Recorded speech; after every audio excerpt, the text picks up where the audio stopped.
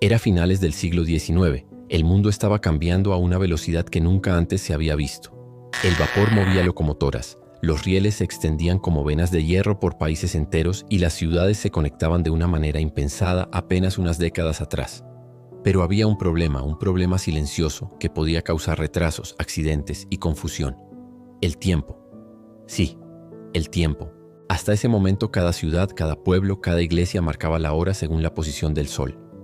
En Londres podía ser mediodía, mientras que en Liverpool, a apenas unos cientos de kilómetros, los relojes podían marcar 10 o 15 minutos de diferencia.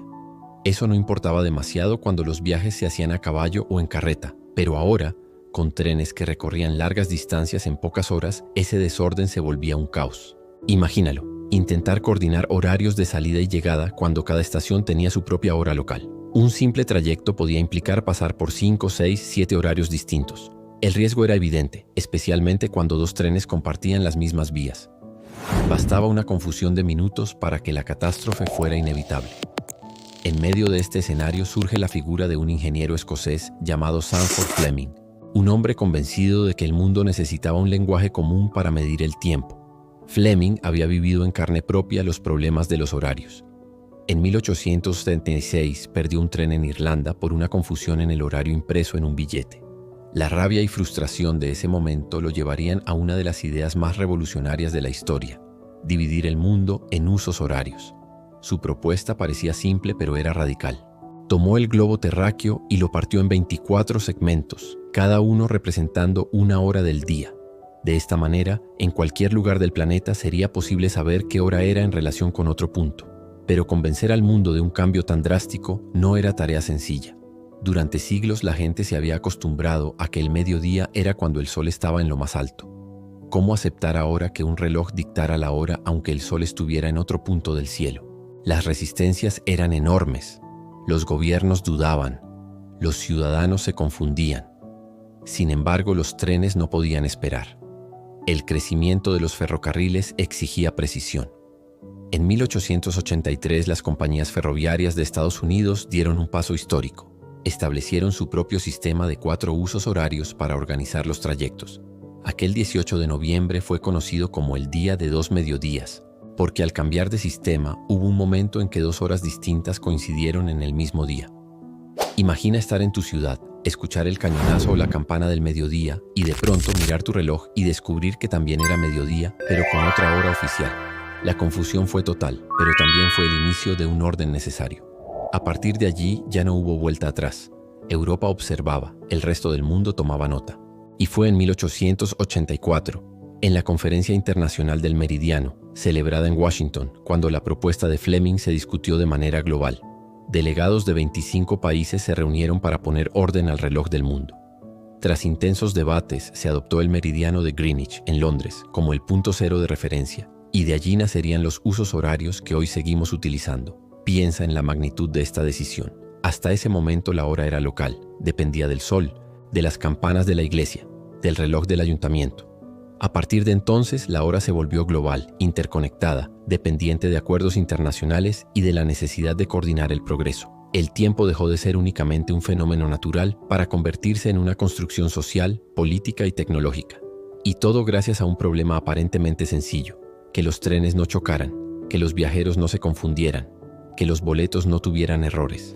La historia de los usos horarios es también la historia de cómo el ser humano aprendió a dominar no solo la distancia, sino también el tiempo. El ingeniero escocés Sandford Fleming quizá no lo imaginó en toda su magnitud, pero su idea terminó conectando aviones, barcos, teléfonos y satélites. Hoy, cuando miramos la hora en un celular y vemos la diferencia entre Nueva York, Tokio o Buenos Aires, estamos usando aquel sistema que nació de una frustración en una estación de tren. Y sin embargo, no todo es perfecto. Hasta el día de hoy existen países que deciden modificar su hora según intereses políticos o económicos. Hay territorios que se adelantan o atrasan media hora respecto a sus vecinos. Islas que deciden saltarse un día completo para alinearse con sus socios comerciales. El tiempo sigue siendo, en cierto modo, una convención humana. Un acuerdo que a veces se respeta y a veces se manipula. Pero la base, la estructura que organiza el mundo, sigue siendo la misma que se trazó en el siglo XIX con la llegada de los ferrocarriles. Lo fascinante de esta historia es cómo algo tan cotidiano, tan invisible para nosotros, nació de una necesidad práctica y urgente: porque el tiempo que hoy nos guía, que organiza vuelos, reuniones, partidos de fútbol y hasta videollamadas, tiene su origen en un simple error de interpretación de un billete de tren. A partir de ese instante, la humanidad entendió que ya no bastaba con mirar el sol. Era necesario ponerse de acuerdo. Y ese acuerdo cambió para siempre la manera en que vivimos, viajamos y pensamos el mundo. Pero hay un detalle más que rara vez se cuenta. El establecimiento de los usos horarios también generó debates geopolíticos. ¿Por qué Greenwich y no París, Berlín o Washington? Francia, orgullosa de su tradición científica, se resistió durante años a aceptar el meridiano británico como el estándar. Y en América Latina, países como Argentina y Chile no adoptaron inmediatamente la hora internacional, generando durante décadas confusión entre mapas, cartas náuticas y horarios de comercio. El tiempo se había globalizado, pero la política recordaba que nada en la historia humana es tan sencillo. Incluso en la vida cotidiana hubo resistencia. Muchos campesinos se negaban a ajustar sus relojes porque sentían que era una imposición de las ciudades. Para ellos, la vida seguía guiándose por el amanecer y el ocaso. En algunas aldeas de Europa Central, los relojes de las iglesias marcaron durante años una hora distinta a la hora oficial, creando una dualidad entre la hora del gobierno y la hora del pueblo. El cambio no fue inmediato, fue un proceso lento, lleno de contradicciones, que nos recuerda que toda innovación necesita tiempo para asentarse, incluso cuando se trata, irónicamente, del tiempo mismo.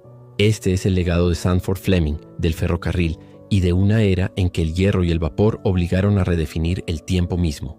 Una lección más de cómo la historia no siempre se escribe con grandes batallas o coronaciones, sino también con decisiones aparentemente pequeñas que terminan moldeando a la humanidad entera. Y ahora dime, ¿habías pensado alguna vez que cada vez que miras tu reloj, cada vez que programas una alarma o tomas un avión, estás rindiendo homenaje a la revolución del tiempo que comenzó en las vías del tren?